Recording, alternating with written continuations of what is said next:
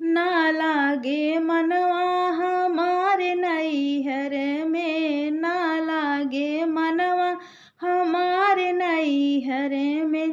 पहला संदेश हमरे ससुर जी का आया, पहला संदेश हमरे ससुर जी का आया।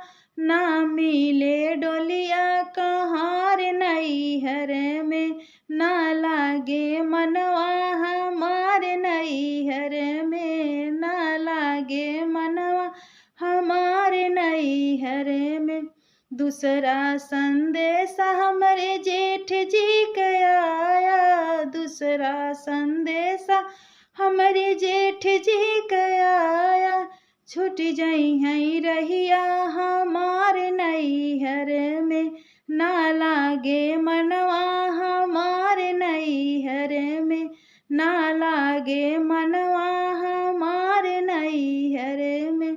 तीसरा संदेश हमरे देवर जी का आया, तीसरा संदेश हमरे देवर जी का आया।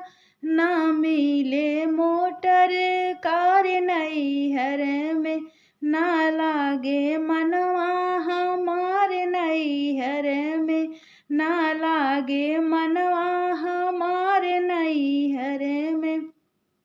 चौथा संदेश हमरे बलम जी का आया, चौथा संदेश हमरे बलम जी का आया।